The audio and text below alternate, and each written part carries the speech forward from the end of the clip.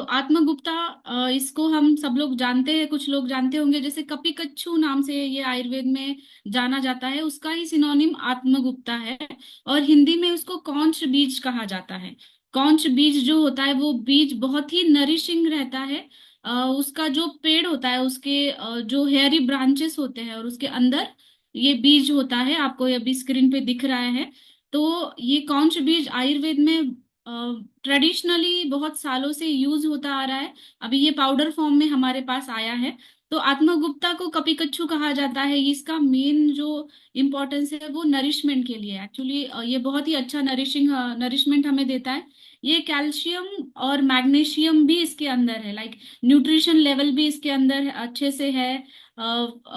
Phosphorus, ये हमें मिल जाता है इसके अंदर।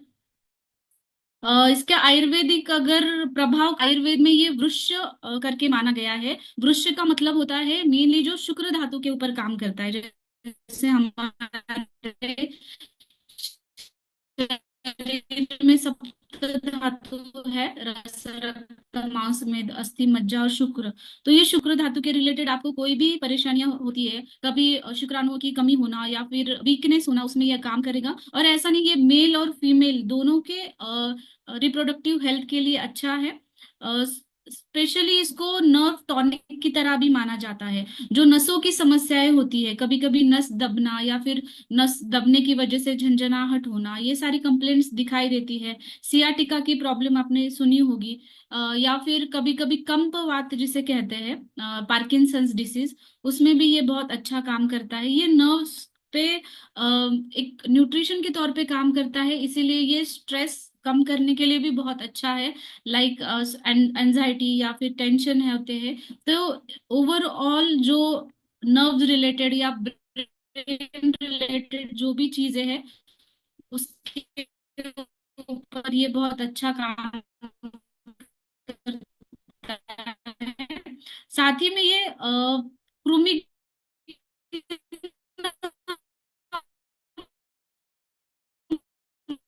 माना गया है। कृमि मतलब जो भी अगर के अंदर, तो उसके लिए भी ये बहुत अच्छा काम करेगा। रेगुलर होते हैं या फिर पीरियड्स के दौरान तकलीफ होती है या फिर कभी कभी इनफर्ट, उस कंडीशन में भी हम इसको बहुत अच्छे से इस्तेमाल करते हैं। आयुर्वेद में उसको कटु पौष्टिक रसायन बताया गया है। कटु पौष्टिक का मतलब ये होता है कि ये रस में कटु है, लाइक ये कड़वा है, लेकिन ये पौष्टिक है। जो शरीर को ब्रूहन देता है, शरीर को बल, लिए भी ये बहुत अच्छा काम करेगा। मेल और फीमेल दोनों सेक्सुअल वेलनेस में ये अच्छा काम करेगा।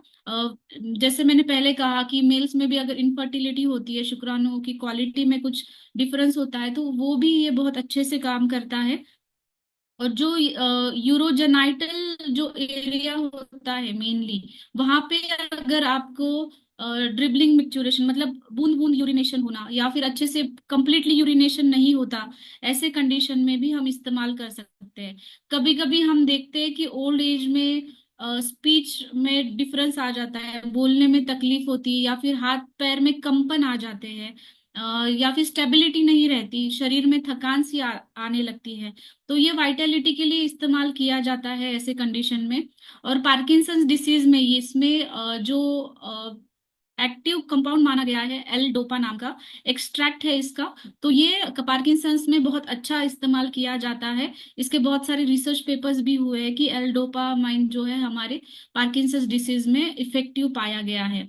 और नर्वस सिस्टम के हेल्थ के ऊपर ये तो अच्छा ही काम करेगा। जैसे नर्वस सिस्टम के ऊपर काम करने वाले हमारे और भी प्रोडक्ट्स है, जैसे ब्राह्मी, लायंस मैन, उसके साथ अब अगर आप इसको कॉम्बिनेशन में देते हैं तो ये बहुत अच्छा इस्तेमाल होता है।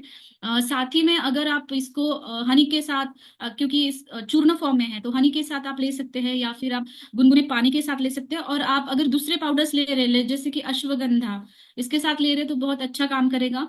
अगर यूरिनरी सिस्टम रिलेटेड कोई तकलीफ है या फिर यूरोजेनाइटल सिस्टम रिलेटेड तकलीफ है, तो आप गोक्षूर का पाउडर, अश्वगंधा पाउडर पाउडर और ये कपिकच्चू गुप्ता का पाउडर आप एक साथ मिला करके आप ले सकते हो, तो इसका हमें बहुत जल्दी से रिजल्ट मिल जाता है। तो ये पाउडर्स इसी के लिए आपके पास आए हैं कि आप कॉम्बिनेशन बना सको, उसके सिम्टम्स के अकॉर्डिंग, जो भी सिम्टम्स हो रहे हैं उसके अकॉर्डिंग आप एक एक पाउडर लेके कॉम्बिनेशन कर सकते हो। ये कपिकच्चू के कुछ रिसर्च पेपर्स है।